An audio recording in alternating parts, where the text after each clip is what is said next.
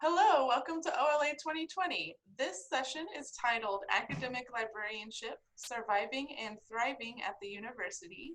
I'm Casey Lowry. I am a member of UCD, and presenting today is Kristen Burkholder, and she is also a member of UCD. She is the Associate Professor and Access Services Librarian at Oklahoma City University. She received her MLIS in 2009 from the University of Oklahoma, and her professional interests include copyright issues and intellectual freedom. Kristen is a past chair of the University and College Division of OLA and a member of OLA's Intellectual Freedom Committee. And in her spare time, she reads widely and voraciously and writes the occasional piece of fan fiction. So I'm going to move it on along to Kristen and take it away. Thank you, Casey. I'm Kristen Burkholder, and as Casey said, I'm an associate professor and the Access Services Librarian at Delaney Byrne Library at Oklahoma City University. I'm going to be talking today about academic librarianship and strategies to survive and thrive at your university or college. I would especially like to thank Rebecca Lynham, who's the 2020 OLA Program Committee Chair, for all her hard work transitioning this year's conference to an online format, and to thank Casey Lowry also for arranging and moderating this recording. Although this presentation is being pre-recorded, I am happy to answer questions or to discuss anything related to today's presentation. The slides, which include my contact information, will be available to you on the OLA conference website. If you are watching this presentation, you are probably either currently an academic librarian or someone who is considering pursuing employment as an academic librarian. But once you have that position, what are your next steps? What do you need to do to succeed in the job, to enjoy it, and to keep it? And these are the topics that I'm going to be covering today. I've worked in academic libraries since 2010, and before that, I had visiting and tenure track positions in university history departments starting in 2001, so I have almost 20 years of experience as a university faculty member in various capacities at several different universities. For today's presentation, first I will briefly define who the academic librarian is and what the typical expectations for someone in that position are. Then I will move on to the strategies you can use for planning out your professional trajectory and delve in more detail into the three areas in which academic librarians are typically evaluated, that is librarianship, service, and research. And I have a list of some of the references and the works I consulted at the end of these slides. Okay, so how do you define an academic librarian as opposed to any other type? First and foremost, of course, academic librarians work at institutions of higher learning, colleges and universities. They are almost always expected to possess or to be in the process of finishing a professional degree in librarian information science. Sometimes another degree may be acceptable in lieu of one in library science. Before I became a librarian, I was an assistant professor of history, and a friend of mine in my history PhD program ended up as a special collections archivist without ever having gotten a library degree, but she did have a lot of personal archival research experience. That kind of trajectory is pretty uncommon though. Normally the expectation is that you will have the MLIS. Academic librarians are most often designated as faculty members, but at some institutions they may be considered administrative or professional employees or even as staff. And that may have more to do with the type of appointment that they're given and the way that their human resources department sets out expectations for, who earns vacation and that sort of thing. Teaching faculty in most university departments are on 9-month contracts, but librarians are normally expected to work year-round, and so they will have usually 12-month contracts, and so for internal organizational purposes, they might be classified as professionals or staff as opposed to being classified as faculty. When librarians are classified as faculty, again, there are a couple of different possibilities as to what type of faculty they are. Most colleges and universities put their permanent full-time faculty on the tenure track, but librarians are sometimes an exception to this. The decision to grant tenure, which is both a job protection and also a protection for the intellectual freedom of the faculty, typically comes after 5 or 6 years in the position, and it's often associated with promotion from assistant to associate professor. At my own university, the promotion and tenure processes are actually separate. So I joined the library in March 2012 as an assistant professor. I was promoted to associate professor in 2015, and then I was tenured in 2017. However, it is more common for the two, promotion and tenure, to occur simultaneously. At some universities, librarians are considered faculty, but they're not eligible for tenure. That may or may not change the expectations as to what they're supposed to accomplish on an annual and ongoing basis. What I'll be talking about today is largely focused on the tenure track expectations and circumstances, but most of what I have to say does apply to non-tenure track faculty and to non-faculty academic librarians as well, because we all get evaluated, and in many cases, promotion is a possibility even if you're not tenured. What exactly an academic librarian does varies tremendously, based in large part on the size of the institution and the number of librarians at that library. So a large research university may have dozens of specialized positions to support the specific programs and needs of their faculty and students. I poked around on various library websites. Yale University, for example, has a librarian who specializes in Slavic languages and literatures. Oberlin College has a music cataloger in its conservatory library. But by way of contrast, at Villa Maria College in Buffalo, New York, there are only 2 librarians. They have a director and another resource librarian to serve their fewer than 500 students. Typically, some, if not all, librarians at an academic institution work as liaisons with faculty in other departments to ensure that the library's resources match the needs of the faculty for teaching and research. In general, university and college faculty are expected to be active in 3 areas: teaching, research, and service. For librarians who are faculty, librarianship, their particular area of work, it may or may not include instruction. So catalog librarians and large research libraries might never engage in either student instruction or faculty liaison work. So librarianship typically takes the place of teaching. The relative weights of these basic areas can vary quite a bit.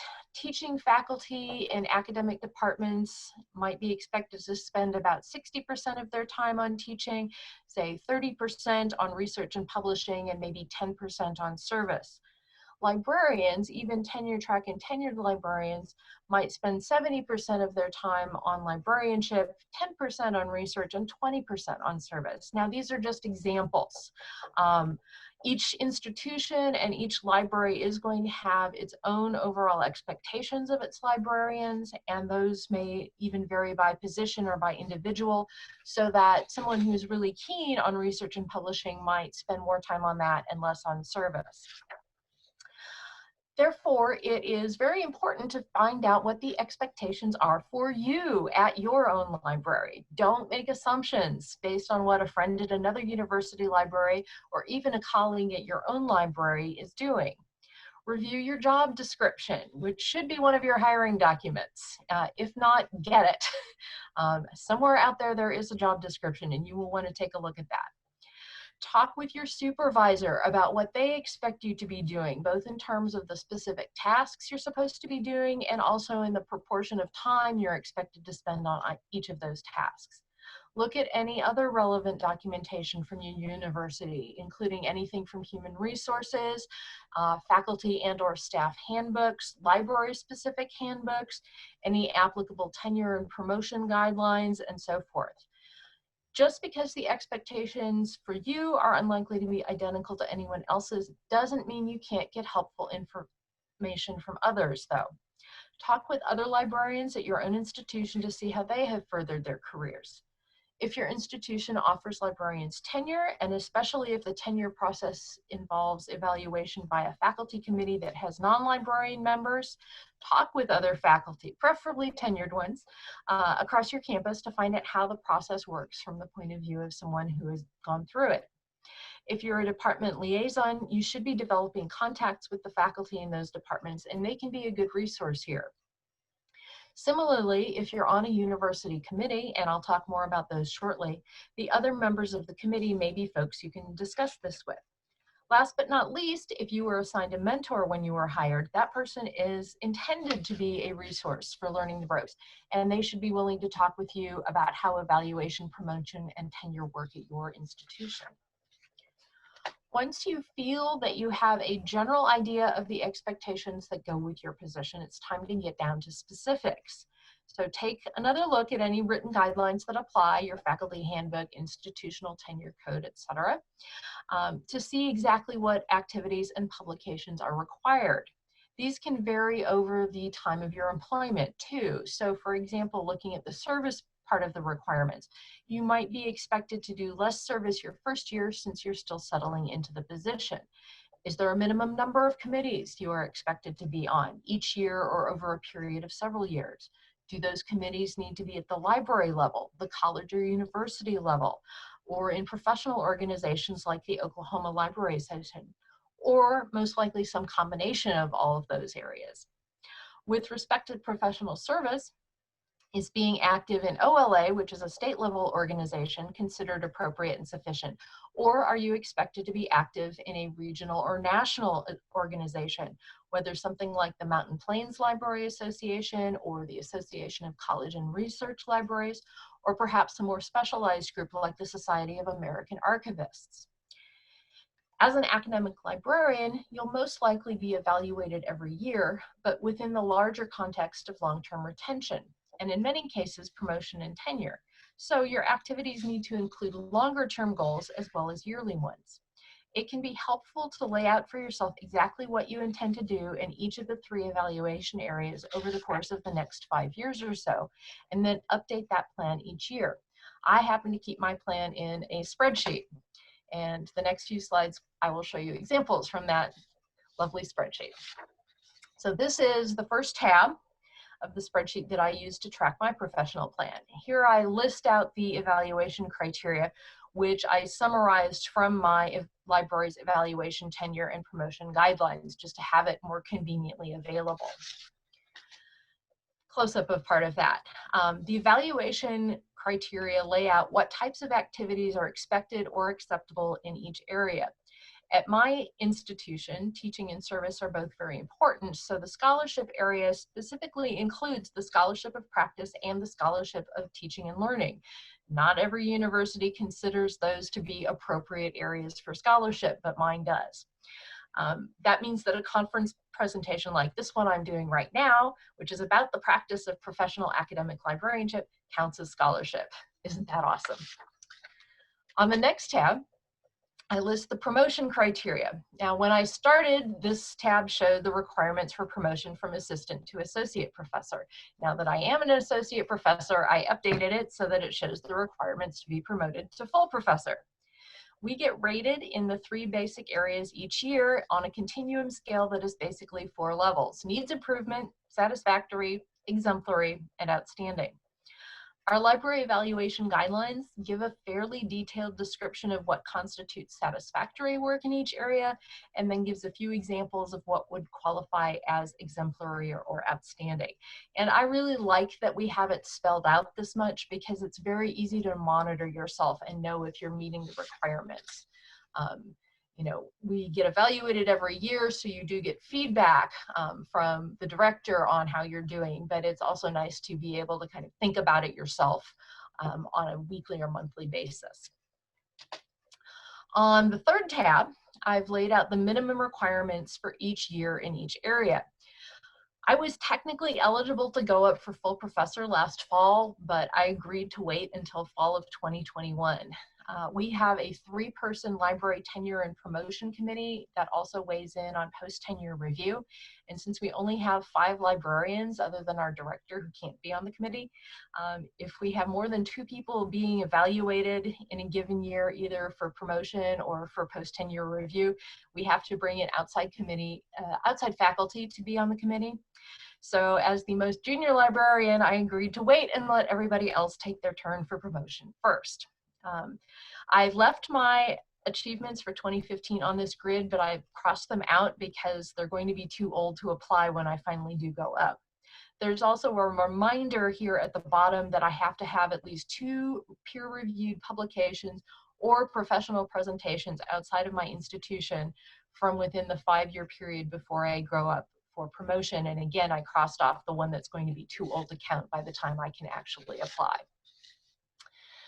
Then I have tabs for each year, and this example shows my plan from 2018 to 19. I list the area, so teaching, scholarship, service, the level of achievement that I'm planning to attain so that I meet the criteria, and then the various specific activities that I did that fall into that category. After my evaluation each year, then I put in the level I actually achieved. So for teaching effectiveness, I planned and succeeded in getting exemplary. For scholarship, I planned satisfactory, but I got exemplary because I did more than I had originally intended. And for service, I planned exemplary, and I was very heavy on service that year. I got an outstanding evaluation in service.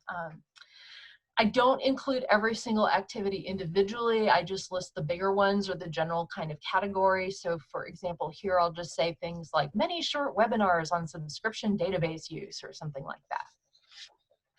Besides this planning spreadsheet, I also keep an annual list of my professional activities. And this is just a Word document, very basic, so I'm not bothering to show it to you.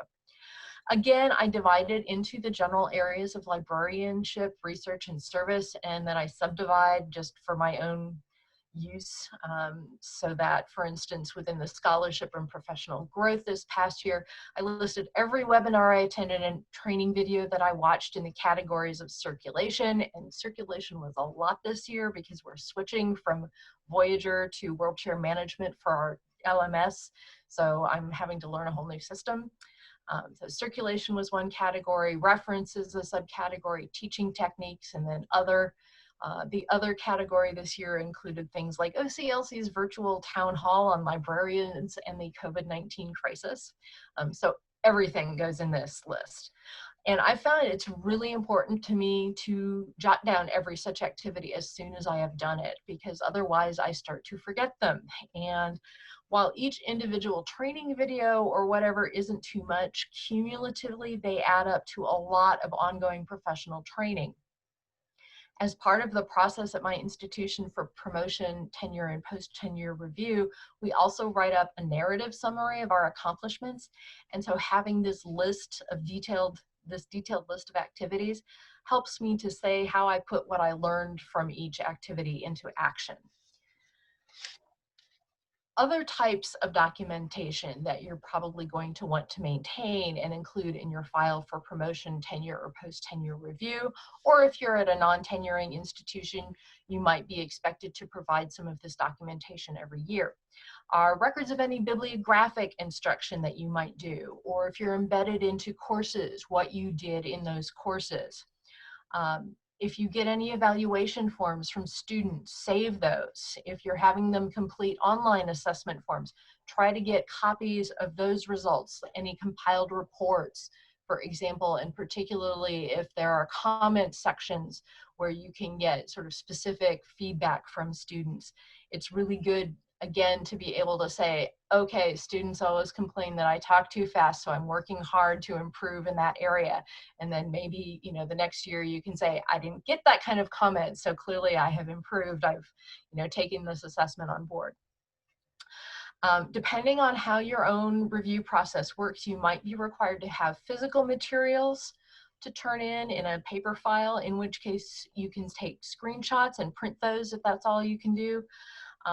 If you're presenting at a conference or a workshop, you should get a letter or email from the organizers that accepts your proposal. And again, that's something you'll want to save either electronically or in physical format, plus any program for that conference or workshop that lists your name and what you did. So you're documenting all of the things that you did. If you get an email or other note or letter from a faculty member or a student or a colleague thanking you for your help, save that too, especially if it indicates that you went above and beyond in your assistance, so that you were doing something, sort of outside the normal scope of your duties. You might well create research guides in your subject areas. And these days, those are almost certainly going to be online, like a LibGuide, instead of a physical pamphlet or flyer. So take screenshots of those or note the URLs for those guides. If you attend a workshop that provides a continuing education certificate, even though it's unusual for academic librarians to be expected to complete a certain number of vetted CE hours each year, keep the certificate as documentation of your attendance, especially if you were not a presenter. The same with some kinds of online training. You will probably be required by your institution to complete training for FERPA, which is the Family Educational Rights and Privacy Act. You might have to do training for sexual harassment or similar types of things. And often when you complete these trainings, there will be a PDF certificate provided at the end of those. So save those or print them and hang on to them. And list those in your annual Word document as well, so that you don't forget you've done them. Finally, it is a good idea to keep your curriculum vitae, your CV, up to date. And I try to do that at least once a year, a little more often if I'm doing presentations through the year, but at least annually when I'm preparing my annual review materials. I don't include every single webinar or even all the workshops or conferences that I attend, but I do include every presentation, every publication, every committee or other professional group that I belong to, past and present, and noting if I've held any officer positions there. I include a list of my subject liaison areas and update those as needed. I had to add business to mine after a couple of years at OCU when we lost a librarian position and I took on being liaison to the business school, and so forth. Since I was an academic teaching historian before I became a librarian, I have left all of my academic accomplishments in the field of history in my CV also. So publications and presentations, committees that I served on, grants and scholarships, archival experience, and so forth. Having a complete and up-to-date CV gives you something to work from if you're asked for a short CV or resume. Say if you're presenting at a conference and the session moderator wants information to use when introducing you, or if you're applying for a grant or something and they just want, a two-page version of your CV, it's a lot easier to take a long CV and then pick out the really relevant items to include than it is to come up with a short one from scratch. And I say this not so much from personal experience, but from talking with colleagues, both in libraries and in other academic departments who have sort of torn their hair out trying to figure out how do I create a short CV. Okay, so you're aware from having gone through all of this and worked out your professional plan that you're expected to spend, say, 2/3 to 3/4 of your working hours on librarianship, the things that you went to library school to learn how to do. This is the stuff in your job description, and mine includes liaison work, reference hours, supervising circulation and interlibrary loan staff, and manning the circulation desk, among other things. And yours is undoubtedly different. Even if you are also someone with the title Access Services Librarian, that doesn't mean we have the exact same tasks. Hopefully your supervisor will have talked with you about exactly what you're supposed to be doing, and you will probably have some regularly scheduled hours for something like reference work or other public-facing tasks. Other parts of the job may be more flexible. To keep yourself on track, look at your professional plan and think about how many hours you should spend on various activities each week or each month. Maybe you decide that you should overhaul your subject guides every summer when you're not so busy. Maybe you're really keen on research and you want to spend 4 or 5 hours regularly each week working on that. One good way, for me at least, to nudge yourself into doing what you have to do is to schedule times in your work calendar to do those things. We use Outlook on my campus, so I will just block off chunks of time to do X, Y, or Z. But don't block off all your time. You do want to remain available for things that might come up unexpectedly. So leave yourself some flexibility. Okay, this slide shows basically what I personally am expected to do, my weekly tasks.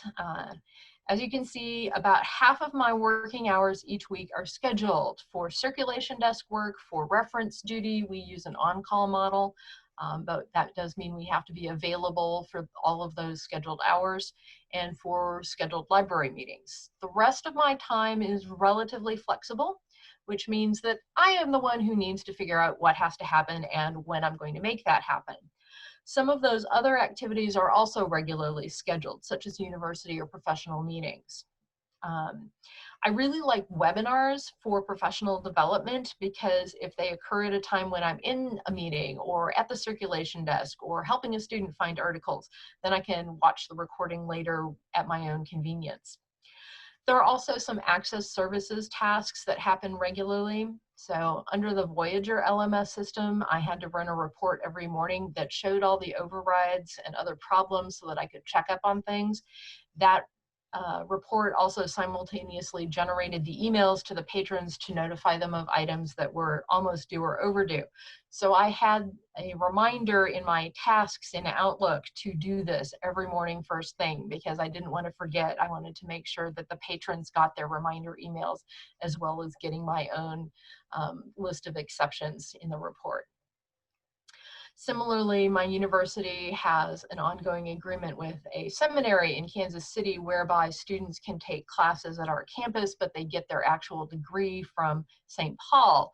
Because in a sense, they're not really our students, I have to add those students manually as patrons every semester and update them as they enroll for the next semester. I also run statistical reports on circulation and interlibrary loan usage each month. So again, I have just a monthly reminder in Outlook to do that. So I tend to use my calendar scheduler to remind myself of a lot of these ongoing things, or to block out chunks of time to do them. An important piece of academic librarianship is connecting with your non-library faculty colleagues. If you have liaison duties where you're assigned to specific departments, try to get to know those faculty personally if you can. These are the folks for whom you're most likely to be doing bibliographic instruction or information literacy work for their students. There may be some existing expectations at your institution about how you interact with your faculty. So for instance, you might be expected to attend one or more departmental meetings each year, and it would most likely be the first one in the fall semester, to introduce yourself to any new people, remind them of what the library can do for them, and so forth. We don't have that particular expectation, but I like to send out an email around the beginning of each semester to remind faculty of my existence and of what I can do for them. So not just instruction and library resources for their students, but also I can provide some research assistance for them. I can create an online guide specific to their course. I will order desired materials in their field, and so forth. Besides the faculty in your own liaison areas, serving on university committees is a good way to get to know faculty from around campus, since committees typically are designed to include representation from a variety of departments or schools around campus.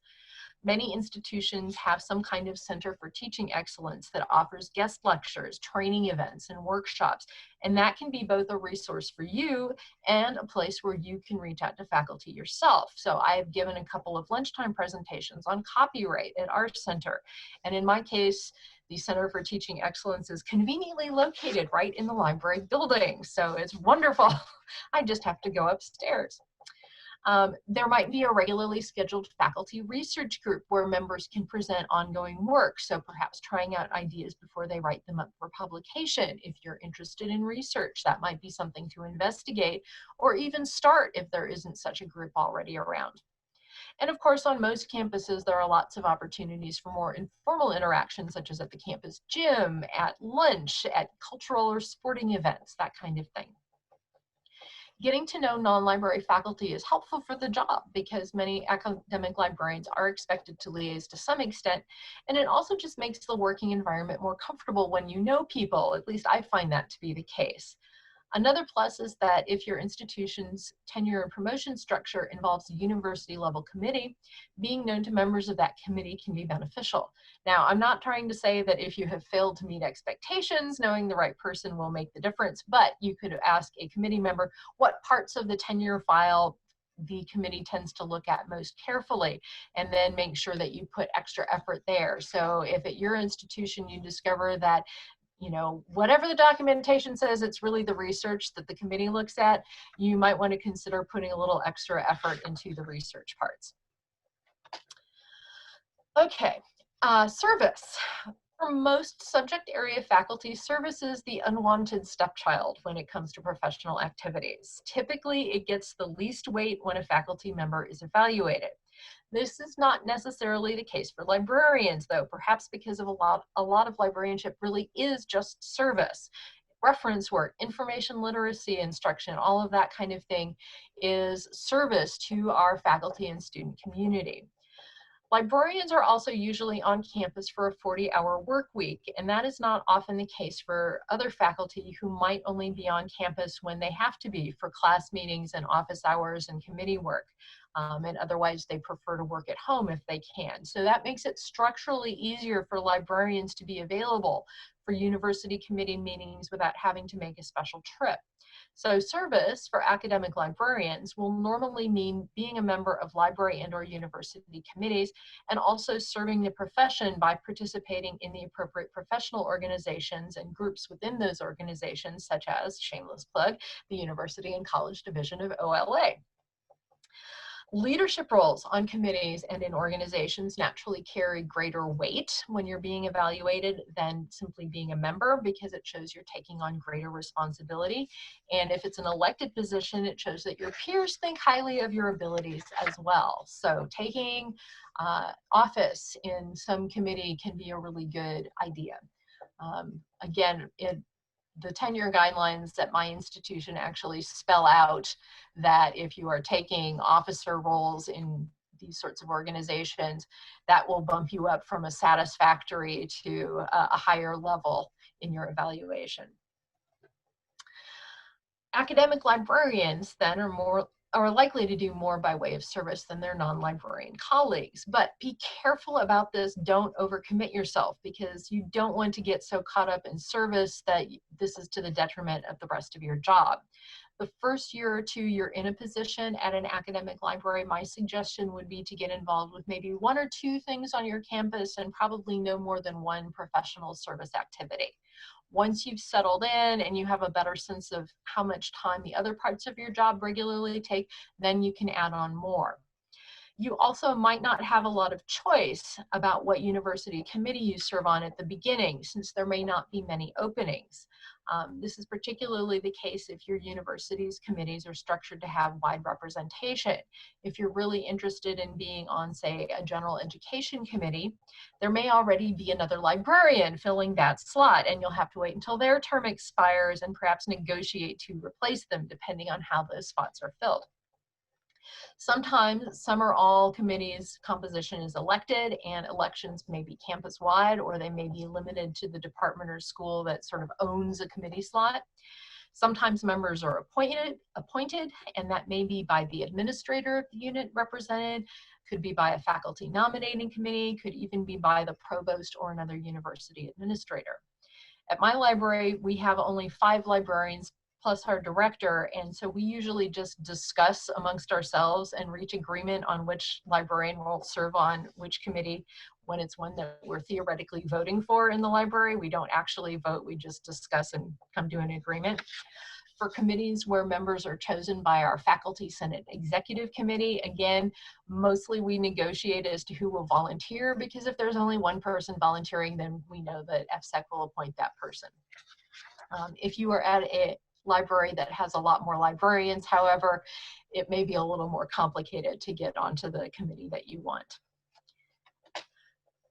Bearing in mind that you may not be able to serve on the particular committee or committees you are most interested in for structural reasons, it's still worth thinking about where your interests lie and trying to match them, because nobody wants to go and sit on a committee, you know, every month for an hour or two, or more often in some committees where you're just totally uninterested in what they're doing.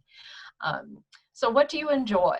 If university athletics are important to you and there's an athletics committee, that might be one you aim for. And you'll probably get on it because, you know, that's not usually a committee that librarians are expected to be keen on. So if you are, that's awesome. You'll probably get that one. Or are there committees that are important in what they do, but that for some reason people are reluctant to serve on because perhaps they're more time consuming? And if you have the time to devote to those, it can be a good option to try to get onto one of those. You might get brownie points for being on that, especially if nobody else wants to. A year ago, I volunteered to serve on the budget committee, which is not usually one that people want to be on, but I was actually interested. So my library colleagues were perfectly happy to let me take that up when the previous person's term expired. Are there other factors that you might need to consider? Some committees have very long-standing traditions of what day and time they meet, and if it's a time that's incompatible with your schedule, it might not be the best choice. So if the budget committee at your institution always meets late on Wednesday afternoons, but say you have a childcare situation that means you have to leave campus at 4 Monday, Wednesday, and Friday, the budget committee probably not your best choice right now, maybe in a few years when your kid can take care of himself. University committee positions typically have fixed terms of 2 to 4 years and sort of overlapping, so that some members expired this year, some members will expire next year, and that allows for continuity of membership from year to year, making the committee more effective. You may or may not be allowed to have more than one term in a row, depending on your local culture or the rules for that committee. If you're planning to make your professional career at your current institution and stay there indefinitely, serving on a number of different committees over the years can be enlightening. It really helps you understand kind of how the university works. You may or may not learn where all of the bodies are buried, but you will probably hear about some of them. I've been in my current position a little more than 8 years now, and I've served on the admissions committee, of which I am currently the chair, the assessment council, the budget committee, the faculty handbook revision committee, the prioritization support services task force. That was a temporary thing when we were doing some reorganization, and also the student retention committee. But I hasten to add, I was not on all of those committees at once. Right now, I'm on admissions, where I'm chairing, and the budget committee. I'm also a member of our campus Title IX resource team, but that doesn't cause me to do a whole lot of work lately, and a campus campaign ambassador, which means I try to convince all the librarians and full-time library staff to donate to our annual fund drive. So I'm really quite active in service at our campus. I've also been the secretary for all of the in-library meetings, library faculty, the all librarians plus staff, and our assessment and marketing meetings, basically since I got to this library. And I have to confess, being secretary is not my favorite task, but someone has to do it, and at least I do get service credit for it. Finally, the last component of the academic librarian's position is research. Depending on your exact job description, this may also overlap to some extent with librarianship or professional service. So giving a workshop presentation on how to use a particular cataloging application might qualify in this category, for example. The amount of research publication expected of most librarians is typically not as great as that for many other faculty on campus. A literature professor might be expected to have an academic monograph published in order to receive tenure and promotion. A biology professor might be expected to have a dozen or more co-authored articles in scholarly journals of acknowledged quality. Academic librarians at large research universities may experience similar expectations, but at smaller schools, it is often less. Mine requires only a couple of publications, and as I've noted earlier, professional presentations count as publications for us. We have instead greater expectations of our librarians in the area of service, generally speaking. One of my colleagues, however, is very research oriented. He has a doctorate in history as well as his library science degree, and he has published several books on Oklahoma history. So he allocates more of his time to research and less to service, and that's perfectly fine. You know, but that is the kind of thing that you want to talk about with your supervisor so that you're not spending time on something that isn't going to get you credit. If it's fine to spend a lot of time on research and you want to, go for it. If you don't need to and you're not going to get credit for it, think twice before you spend a lot of time on research and not enough on other areas. Now, if you are expected to do research but you haven't previously published any academic research, be aware that the process can take a lot longer than you might think. First, you need to come up with an idea, obviously.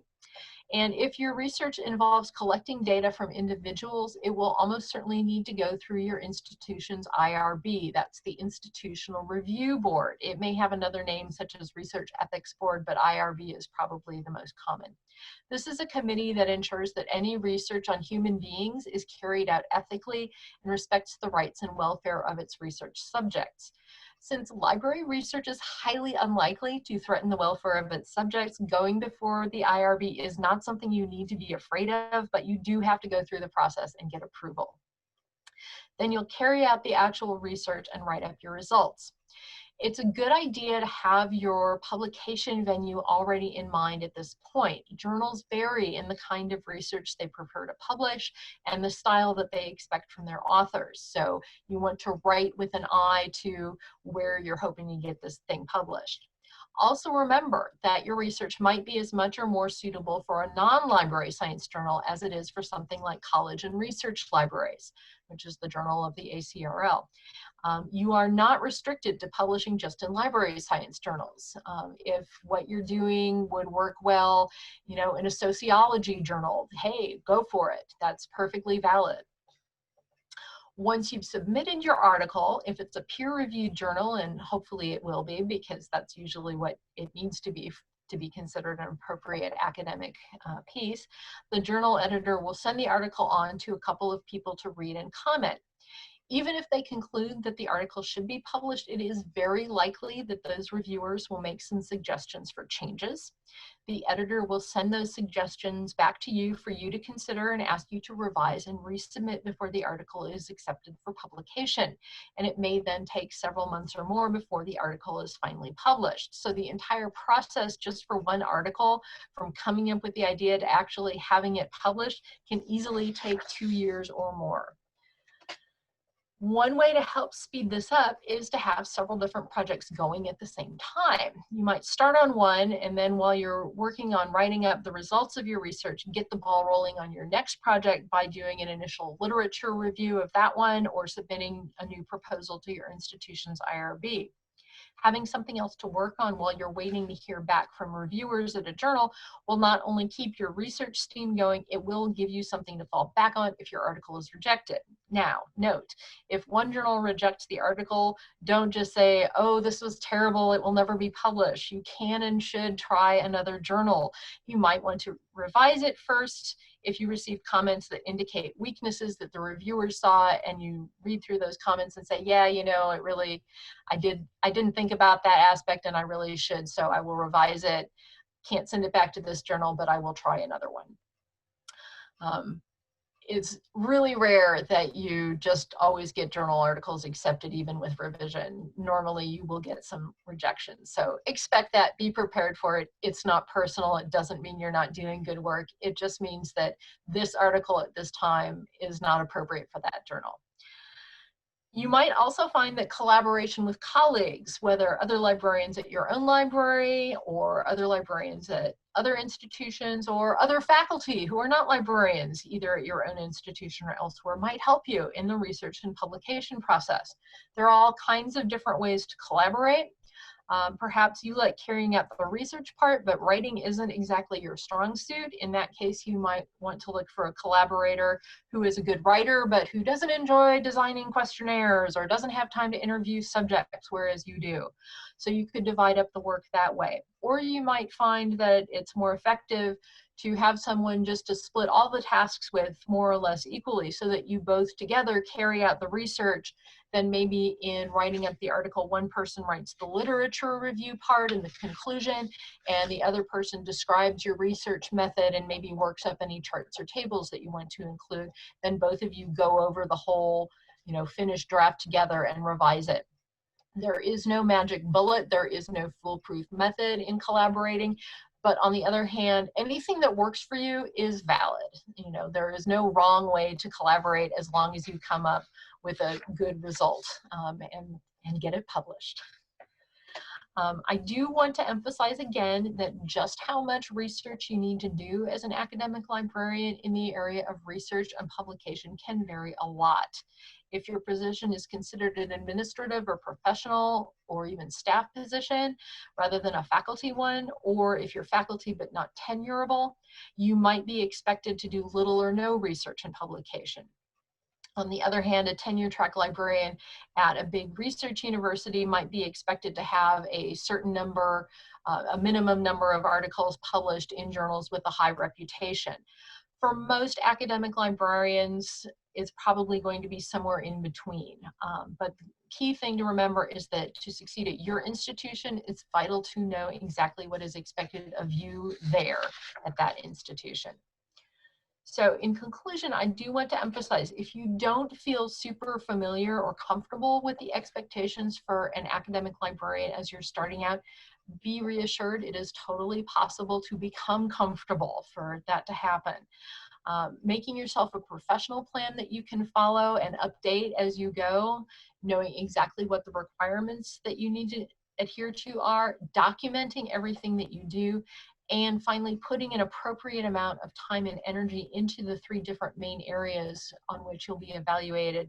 Those are the steps that you can take to survive and thrive in academic librarianship. Thank you so much for your interest in this presentation. If you have questions or want to talk about anything that I've covered today at greater length, feel free to drop me an email or to give me a call, and we can even schedule a one-on-one Zoom meeting if you'd like. Thanks, Kristen. That was great. Thank you. So I have a couple follow-up questions for you. You did mention that OLA members can maybe consider joining the University and College Division. Yes. To get some of those service, credit that they can include for their faculty or whatever kind of evaluation they're needing to do for their institution. But I just wanted to throw it out there. Maybe they could also use OLA as a resource for research too, right? Absolutely, yes. There's a couple of ways that you could use OLA for research. One is that it will give you a lot of people you can contact and get information from. So you might, if you wanted to do a study of students, you might be able to get access to students at other institutions besides your own by talking with the librarians there. You probably don't have to get IRB approval from their institution, just from your own. But you would want to, when you're putting in for that approval, explain, yes, I'm doing this at multiple campuses. So working with other OLA librarians would be a way to do that. You might find collaborators with those other OLA librarians as well. You could conceivably even do research like on OLA. If you're interested in organizational structure, you could look at how does OLA organize itself compared with library associations in other states, for example. I would be interested in reading that article. Yeah, I have a sort of something that I started and haven't gotten very far on. I'm kind of interested in looking at how library hiring changed over time, because early in the 20th century and until past the mid part of the century, job advertisements could actually stipulate whether a male or female person was wanted for the job. Now, that is now illegal, of course. You cannot discriminate based on sex in hiring.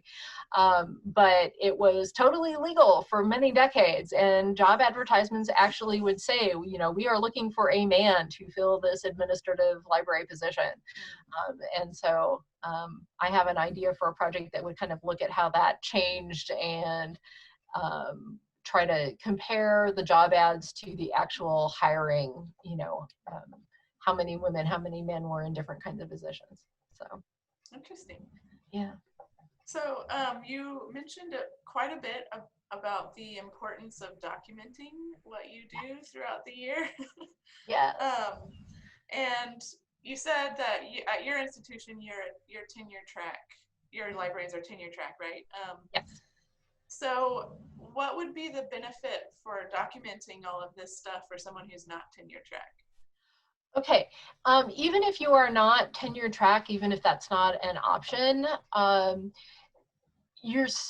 if you're faculty, you may still be able to be promoted even if you're not tenurable. And so you would want to have all of that for potential promotion. And even if promotion isn't an option because maybe you're technically in an administrative or professional position, at least in theory, in the universe, there are such things as merit-based raises. Whenever there's actually money, and I know none of us have any money right now, but it could someday, it could happen again. We can hope. And so having that kind of documentation to show your accomplishments is a good basis to argue for, you know, a good merit-based raise. Either you may not be the one making the argument, it might be your supervisor making this argument to your administration, but the better the documentation of your accomplishments, the more likely you are to get something that way. So it's good even if tenure isn't in the picture. Yeah. Well, and actually for me, like at our institution, our librarians are not tenure track.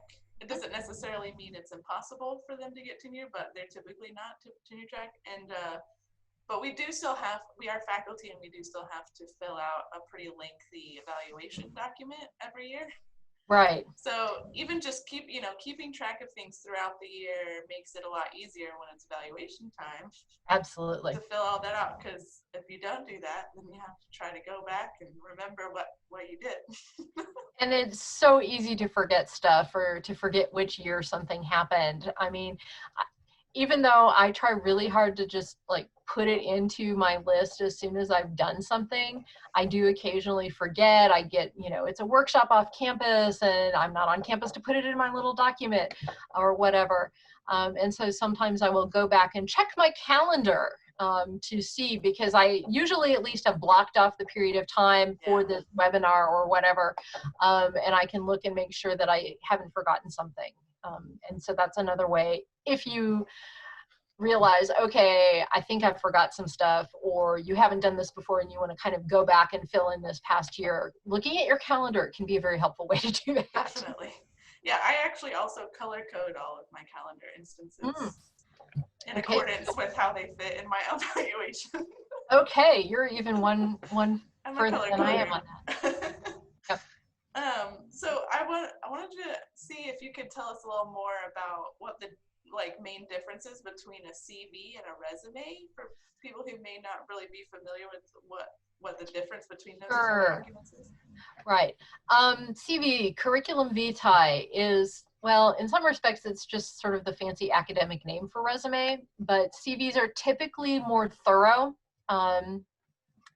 and professionally focused. So, you know, my CV does not include the fact that when I was in high school, I was a circulation assistant at the public library, because that wasn't really a professional thing at that point. It does not include the various food service places that I worked at over the years. So, which a resume might include those. You might be expected to include all of the jobs you've ever had.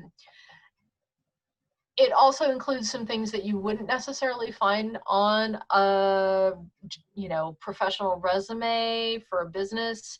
So publications, which you absolutely want to have in your CV. If you have any publications, conference presentations, If you helped organize a workshop, anything like that, you would want to include in your CV, but those would typically not appear in a resume. So they are a little bit different. It's the same concept. You're documenting and listing sort of your accomplishments in this profession, but what gets included is a little bit, and they usually include, you know, your educational experience as well. So I'm trying to remember what all the sections of mine would it be have. good for people to add like their committee appointments, or maybe if they were chairs of committees? Yes, absolutely. Yeah, committees that you have served on and the dates that you served on them, even if you're not on that one anymore, include it as, you know, sort of what you have done in the past. Any officerships that you held, you know, were you the chair, were you a secretary, anything like that.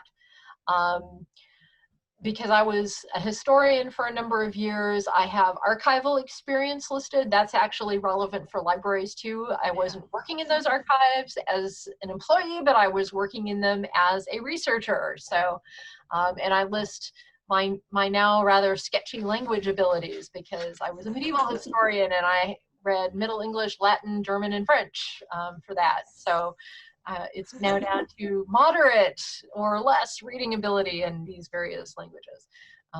So that's at the very end. You do still kind of want to put, typically your education is going to be first, but once you've been in the field long enough, you might move that down a notch or two and put your job duties first.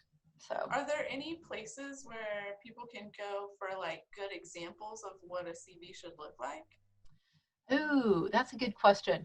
Quite honestly, you can Google and find some decent examples. If anybody is interested in having me take a look, I mean, heck, I've gotten employed. So my Well, CV, we've got an entire university and college division of librarians who could take a look for you. Exactly. You know, and at university libraries, you know, typically the librarians are involved in hiring new librarians. And so, you know, people who have worked in academic libraries for a while have probably served on those hiring committees and have seen a lot of CVs and know what's good and what's not. I mean, my personal rule of thumb and personal preference is I like CVs that are straightforward, that they're not trying to get super fancy with fonts and colors and whatnot, you know. Make sure the information's organized. Yes, the information needs to be well organized because, gosh, if you can't organize your NCV, I'm kind of worried about your abilities as a librarian, which is all about organizing and making information accessible. You know, so I want it to be something that I can look at and easily understand, and that, you know, the fancy decorative font is not distracting me from the content. That's my personal preference. Some people like more by way of, you know, larger font size or font types or whatever to set things off. But, you know, that's also partly reflects your personality too. So, you know, if that's the way you like it, then go for it. Just bear in mind, not everybody likes it, but on the other hand, not everybody probably likes my very plain, boring approach. So. Yeah.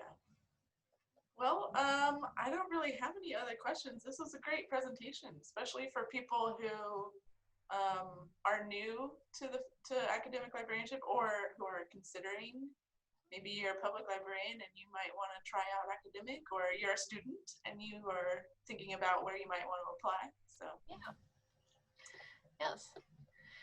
Well, thank you everyone who's viewing this video. We hope you enjoyed it, and we hope you enjoy the other sessions at the conference as well. We encourage you all, if you liked this session, to maybe join the University and College Division of OLA.